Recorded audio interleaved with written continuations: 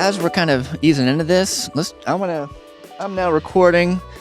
One of the things I loved hearing you talk about was pain and fear. Mm-hmm. You're talking about martial arts and how they teach you moves. Mm-hmm. I would love to hear like that example and why that's become kind of a thing you've been leading with. Yeah. So, I think martial arts is an incredible metaphor for life. I've had the time of my life, like as an adult, going back to my childhood. It's like the thing I always wanted to do as a kid and never got to do. I grew up in an era where like I would watch like Bruce Lee and like Saturday morning kung fu flicks and like all the ninja stuff, Chuck Norris. And basically back then those were the superheroes because you didn't have Marvel movies yet, right? And so like the guys who could like fly and flip in the air were the kung fu people. So I never got to do that as a kid, but like now that I'm adult, I did it with my son and it's awesome. But it really is, I think, an incredible metaphor in so many ways. And I keep thinking about how it relates to real life. So in this instance about pain and fear, we were having a conversation about, going to advisors, just a third party to sort of get guidance for something. And I was sharing with the young lady that I personally don't do that well. And I'm not advising that you don't do it well like me. It's just from a personality perspective, that's not really how I learn anyway. But that I don't mind learning from painful experiences because that sticks with me. You know what I mean? And like I can recall a painful experience and get a lot of insight and intelligence from recalling that painful experience. And so in martial arts, whenever we're learning a new move, our teacher will show it to us. And then as we're doing it and he recognizes we're not doing it right, he will then do it to us. And when he does it to us, we feel the pain. And when you feel the pain, you know exactly where he's pressing and how he's like your information is it's exponentially more rich when you feel the pain as opposed to him showing you or telling you. And so that was my feedback, that don't be afraid to like have a loss or learn a hard lesson because, I promise you, like those will be the things where you will never forget those things. So this is also kind of picking up on this interview, but one of the things you mentioned coming from the world of marketing technology was that you had a unique understanding of brand. And I agreed wholeheartedly when you said that there are very few people in this town who understand brand. So how did you come to understand that through your experiences in marketing or technology, or did you bring it to the field through your work kind of coming up through the industry? Yeah, so I grew up in Brooklyn, New York, and I think if you grew up in New York, you're just inundated with brands. And so I think I just grew up with an understanding that brand was always a thing. I think what changed was, the whole time I was growing up, there were only 10 or so channels on television you could get access to. There were, just a couple of radio stations that you would want to listen to. And there wasn't an internet, right? I mean, I'm 43, and the browser really hit when I was going to college. I was a freshman in college, and so that entire time I was growing up, the idea that I could build a brand was like I could go work for a brand, but I couldn't build a brand, right? That was not in the realm of possibility for me.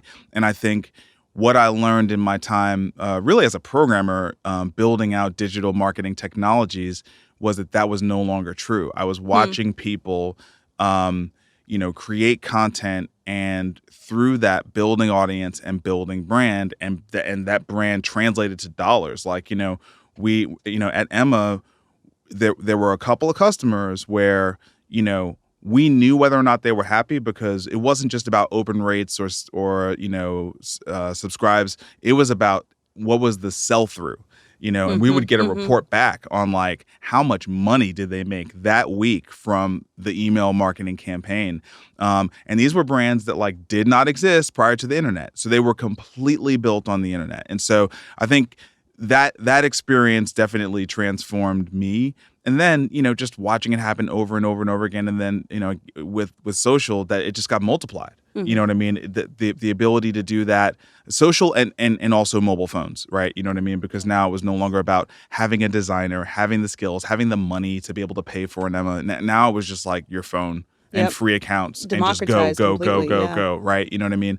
And so, I do think that we've looked at all this stuff. We've used it as consumers. We've talked about the dangers of it for children and how it's ruining our attention spans and all these things. And we're just not spending enough time really focusing on the incredible change agent that it's been in terms of empowering each and every individual that has access to it. There's still a digital divide. There's still issues. There's still socioeconomic issues around that. But for that threshold of people who can have a phone and have connectivity, it's unbelievable. It's unbelievable what you can do from there with just creativity and will. So, I like how you were just talking about your time when we were working with Clint at Emma. So let's rewind it back. We were just in flight. You were sharing your story. You're talking a little about when you were working at Emma, and Clint said you were saying that Clint got you a ticket to go to South by Southwest 2007. You're talking about this whole theme of the power from a phone. And it was then you discovered Twitter. You bring that back to Nashville. This is 2007, right? Yeah. And you're one of the OG hometown heroes. Yeah. Brynn and I both agree. Yeah. And this is around the time when really it's attributed to the Nashville tech community really assembling probably for the first time and since then at Bar Camp. And it's been really interesting because over the last decade, we've seen the community, the ecosystem growing. So really the question I want to ask you about is when Nashville got that title as the It City, you've been part of growing this community with a lot of other wonderful Nashville music, other Nashville locals. But where do you see Nashville going next? Well, we're now in this place where so many people are moving here all the time, and also a lot of money is coming into the town, and so what I think we're in the middle of now is challenges of growth, right? Like the it thing only really matters when you weren't it before, but like you can't be it for like 30 years, right? You know what I'm saying? So like the it thing was really about that window of time where we weren't it, and now all of a sudden we were it. Now, people kind of cringe if you say it city, right? You know what I mean? People don't really like that. People are more talking about like hashtag new Nashville, which is, a little tongue in cheek, right? Because it sort of means a lot of stuff that we loved about Nashville is being threatened. And a lot of stuff that's coming in, we're questioning, its authenticity, its purpose, its value to the community. And then we have like big challenges like transit and affordable housing. So I think we're in a phase where we're dealing with the challenges of growth, and equity and equality. And I think that's where we are, and we're going to have to deal with those things, right? They're not going to go away. So yeah, I mean, I think that's where we are now. This is kind of taking us back a little bit. So thinking about yourself and the city that you walked into, Nashville, I was just curious what brought you to Nashville. You mentioned that you didn't know anyone when you got here in 2000. So what brought you here? Yeah, dumb luck. My ex-wife, she went to high school at McGavick, and her best friend lived here and still does live here. And we were living in Atlanta and decided that, we wanted a change of scenery. And she was like, let's move to Nashville. And I was like, okay. I was 24. Like, it didn't matter where I lived, didn't matter what I did. So really, it was because of her, just dumb luck. And it was the best thing that's happened to me in my adult life for sure, other than the birth of my kids. Yeah. But arriving here, the very first day I got here, I got a gig at Rio Bravo waiting tables, and I've never been unemployed other than when I unemployed myself. But I've never been unemployed a day in my life in Nashville. I've always, been able to take care of myself and take care of my family. And when I moved to my dad, who at the time lived in New York, but has now lived here 11 years. He was really questioning my sanity. You know what I mean? He's in Brooklyn, right? And he's like, Nashville, what? Like, what is wrong with you, man? What neighborhood in Brooklyn? East Flatbush. Yeah. Very much a world away from Nashville. Very much a world away. Yep, for sure. So yeah, I mean, Nashville has been, man, I've just been so lucky to be here. And I do think that some of it was timing and just the fact that I was born and raised in New York. I think in a time where so few New Yorkers even knew what Nashville was, much less would even move here, I was able to exist here with New York energy. Yeah. You know what I mean? At a time when I think the city was really open to that. And that was like the environment that allowed for me to, have an impact here. Sure. And what's a normal day like for you now? So normal days are, I work out, 2 times a day. I am connecting. Morning, night, 2 days. Like how early are we talking here? I'm thinking about Mark Wahlberg's schedule now. He said he woke up at like 3 and had prayer. No, I'm not with that. I'm not with that. The earliest I'll get up is 5:30, but about 5:30 I get up, each day. Cup of coffee. I usually work out in the mornings, 7:30, something like that. And then usually towards the end of the day, sometimes around 2:00, I do Pilates a couple times a week. So working out's a big part of my day. Communicating with my team. So communication is a big part. Creating content has now become sort of a thing that I do in some way, shape, or form every day. Something in the realm of creating content. And selling, like I'm in the position in my organization where I have to always be thinking about growing top line. That's like a big thing for me. So, I'm always in some way, shape, or form, doing some type of sales activity, not necessarily closing, but it could be relationship building, outreach, something like that. But I'm always doing something like that. I'm always working my strategic muscles, you know what I mean? So I'm always thinking about strategy.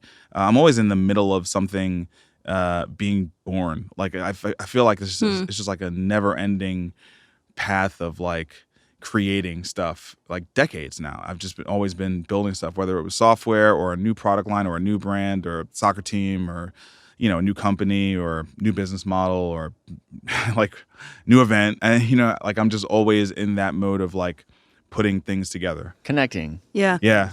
That was one Adding of our value. questions. Yeah, we were going to ask, you're such a Renaissance man and do so many different things. And I mean, just trying to go through your biography, we were just really wondering about how we would even approach it because you've been doing so many things. And I wonder if that's the golden thread that unites it all, from martial arts to soccer to being a parent to being someone who's part of the ecosystem and really bringing the whole table of Nashville, bringing Nashville to the table of technology and innovation. Like, what's the golden thread between all these divergent activities that you're interested in?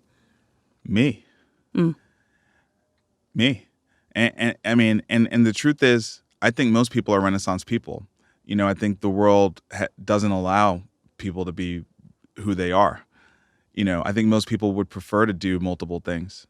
You know what I mean? I don't think everyone wants to be put into one box or one bucket. You know what I mean? People have multiple passions. I just take mine and put them on the front of my shirt. You know what I mean? Yeah. But I think most people would like to be able to do that. I think that's what makes my days so fun is that, I might have a soccer event and then I might have something to do with my family and then I might have a martial arts thing and then, I might have a podcast that I'm doing and like I'm feeding all these passions that I have and in a super authentic like exterior way. So I don't have to hide. You know what I'm saying? Like I get to be who I am. This is who I am. I'm all these things, and when I really get to know people, guess what? They have multiple passions. They don't have one passion, right? They like to cook and they like to sing and they like to, you know what I mean? Like people like to do stuff. So, I think if you're an entrepreneur and, you subscribe to the philosophy that, the more authentic you are, the more successful you'll be because you can really lean into your strengths, then you just bring all those things out. But I actually don't think that it's that unique. I'm going to get to the healthcare question, but before we get to that, communicating with your team, you said, how many teams are you normally communicating with? Any things that you've learned that work especially well as a busy entrepreneur?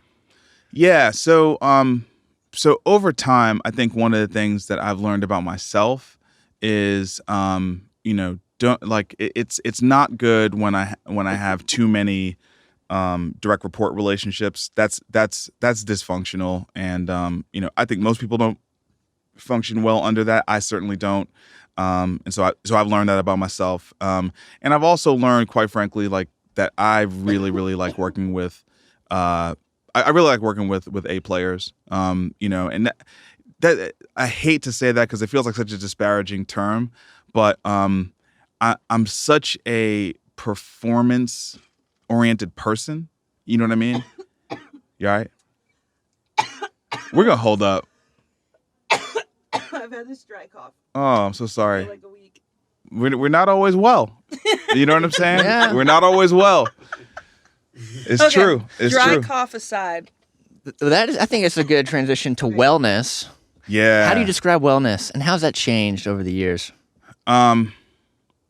Well, for one, I'm 43 years old, and when I moved here, I was 24 years old, right? And so my body could like put up with a whole lot more trauma, Sure. especially like self-induced trauma, than it can now. And I'm not saying that I'm old, but I'm 43, right? And so I'm not the same like from a hormone perspective, from an immune system perspective, from a muscle perspective, from a cell perspective, but I feel like I'm so much better as a whole person. Like I'm so much smarter. I have so much more experience and wisdom. So like it's even more important that I perform at a high level now than it was 20 years ago, because like I'm a much better version of myself now. And so because of that, like those two things being my truth and my reality, I spend a lot of time focusing on well-being, you know what I mean? And focusing on, being like feeling good.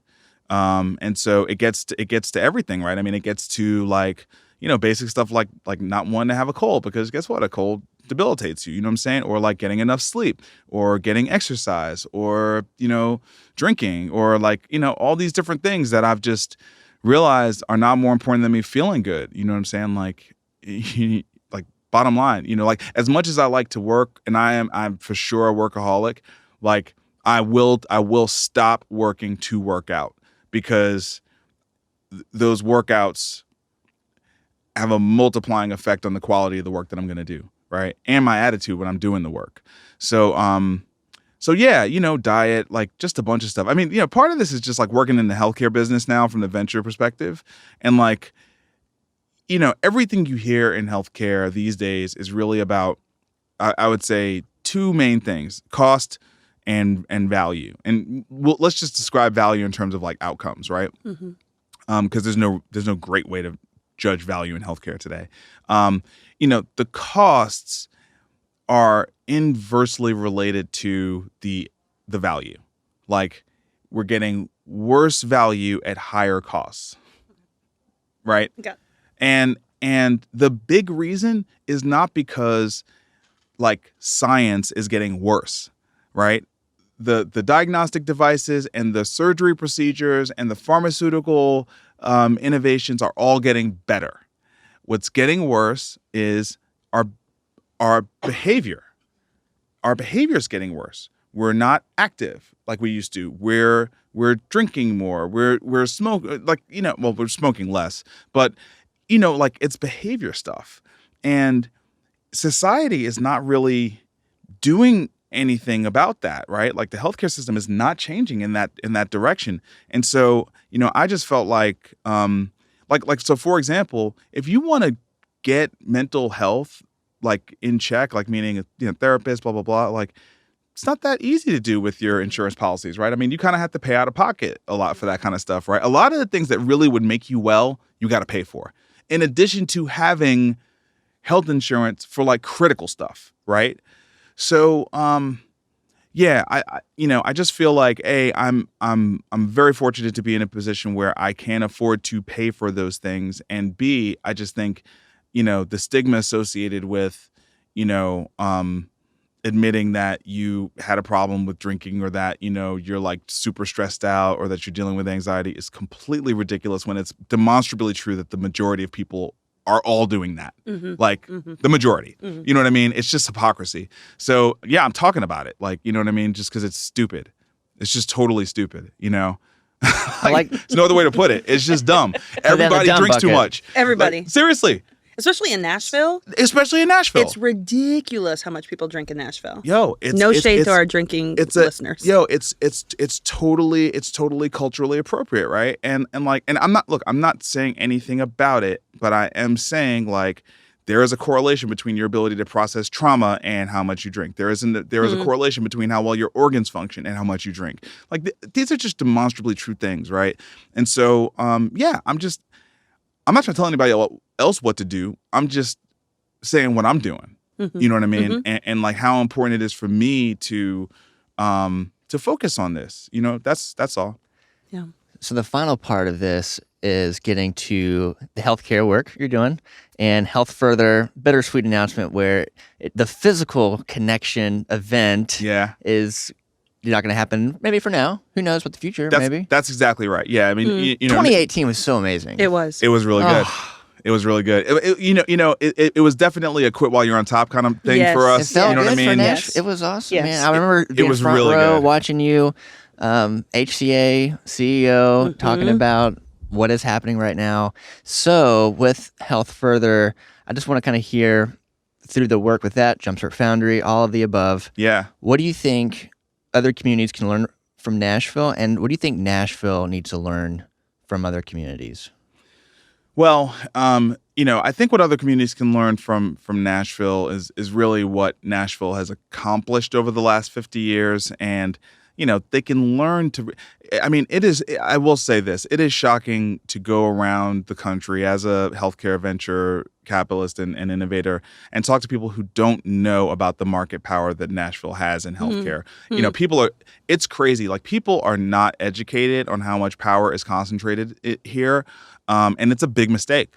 It's a really, really big mistake because you better believe it is consolidated here. Like, this is the home of for-profit healthcare, period, full stop, end of story. And this is where the rubber meets the road. This is where, babies are delivered. This is where, this is it. That was on the stage. You were saying, was 1 in 20 babies are delivered in an HCA facility. Wow. And that's just that. HCA. Wow. That's not CHS. That's not LifePoint. That's, you know what I'm saying? Like, it's just HCA. So, look, man, I would say that's the big thing that a lot of other communities are missing. Like, they're not spending enough time integrating here. And conversely, I would say the big thing Nashville is missing out on is it's not looking elsewhere enough. Yes. You know what I mean? Like, when I talk to people here, they don't know what's happening in Austin. They don't know what's happening in Denver. They don't know what's happening in Houston. It's like, they don't know. I'm like, you don't know that Rice University is writing like a $200-300 million check to create TMC3? Like, you don't know about what's happening at Dell Medical School and the completely new clinic that they're building, and it like feels like a W Hotel, or maybe not W Hotel. They'd probably be mad if I said that, but is a consumer experience totally on fleek, right? You know what I mean? For healthcare, like something we've never seen before, right? And it's happening, and it's being built, and a brand new medical school is being built to like train physicians, clinicians to deliver care around that model. Like. Is it super scalable today? No, but is it the future? 1,000%, right? And so it's like that's what Nashville is missing. But I will say we're having like a big change in leadership. You know what I mean? Sort of across our leadership companies. Bobby Frist, who's CEO and founder of HealthStream, is about to be the chair of the Nashville Healthcare Council. It's actually a big deal. It's the first time I think that like. The chair of the Healthcare Council is not a hospital health system CEO. Oh, wow. And Bobby's definitely very much, centered around innovation and technology, and understands that, healthcare is going to change. So I think that's changing, right? Based on the conversation. And by the way, that's why we changed Health Further, right? Is because of everything I just said. All of those, we did put ourselves in a very unique position to be a really great connection point. Like, you talk about the 2018 event, half the people at that event were not from Tennessee. Wow. Right. And so we really did reach sort of a critical mass of being able to bridge that gap, if only for 3 days, of bringing in healthcare leaders from around the country and even around the world, into Nashville and closing that gap bidirectionally, right? Helping the local leaders get to see what's happening outside of Nashville without having to leave Nashville, and then helping all these other people really get to really understand what's happening here, right?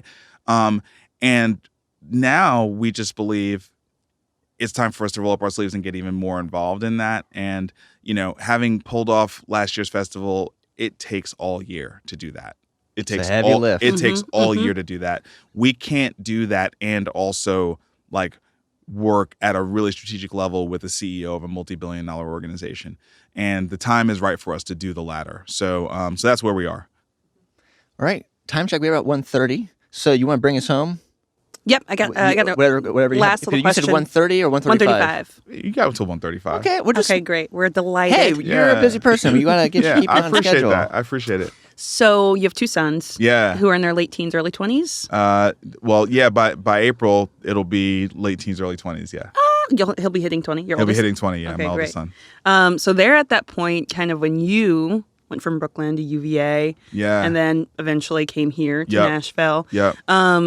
How do you talk to them about their futures, about their careers, about everything? The Such a- internet. Yeah, it's such a different world, and it's a different world, and B, they grew up in Nashville, not in New York, and C, they grew up with me as a parent, not my parents, and so those are all 3 very different things. You know what I mean? Yeah. I basically I mostly listen to them. I mean, they grew up with the internet, right? You know what I'm saying? Like before they were teenagers, they had YouTube channels. You know what I'm saying? So it's just very, very different. They've had access to things. They've been teaching me about things for a very long time. Like, one of the things I'm actually really scared about is when they leave, my window into what happens in technology at that age goes away. You know what I'm saying? Like, if I don't keep a relationship going with my youngest son, I'm going to lose. I really knew about esports and Twitch and all that kind of stuff because of him, So, mostly what I think I just impart basic, timeless wisdom, things about, staying true to yourself and working hard, and no one's going to give you anything, and stop selling yourself short, stop wasting time, just basic stuff that I don't think is ever going to change. But look, they got to go out there and figure out the world for themselves. I mean, one of the biggest things I could do that would be hypocritical would be to try to over-engineer their life. You know what I mean? I'm mostly here to support what they want to do, to a point. And that's my role. That's my role. Marcus, thank you so much for spending time not only with us here in the podcast studio, but also sharing and paying it forward to other entrepreneurs who are on the journey. So as we were all kind of sitting around listening to your story, there's so much passion and excitement, and always seems like you're always grinding and hustling. But when you take a moment to breathe, when you reflect on success, what does success really mean to you? Where do you want to be, and reflect back on your life? It's being brave. It's just being brave. It's just believing in yourself and being brave. That's really what it is. I mean, you're not going to get to quote unquote wins or quote unquote successes without failures and without losses. So the most important thing is stepping out on faith and courage and confidence and doing something.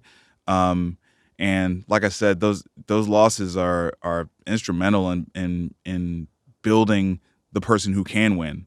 That they're like, I don't think you want to go too long without feeling a loss. You know what I'm saying? Because winning won't mean as much to you. So at the end, it's really about the thing that you can do that's intangible, and it's just being brave and being bold and doing. Like that's the thing. That's the thing. Nobody remembers the losses anyway, by the way. And if they remember them, they don't bring them up to you. You know what I'm saying? Mm-hmm. Like, all they remember is all the things you did, that were value creating and that were successful. So. That's good. We'll have to make sure to link to your podcast Yes. that has your full presentation to the in-flight teams. So we'll do that. But how else can someone connect with you, follow along, all of the above? Dude, I am Marcus Whitney everywhere. Everywhere. Everywhere. There's a Marcus Whitney who is. I feel bad for him. He's a makeup artist. He's actually a great makeup artist in the United Kingdom, and I just have beat him to the punch on everything. So like every domain, every social network, and I think he's just given up. I think he's just like stopped trying. I think he's just totally stopped trying. But yeah, like literally, like Google it. Whatever your favorite platform is, you just type in Marcus Whitney and you could find me there. Cool. Thank you. That's all I have. That's great. Yeah. Thank you so much, Marcus. Thanks, Dezmond, for filming. Appreciate you. Woo-hoo. Boop, boop. Thanks for having us. We appreciate it. Thank you, guys.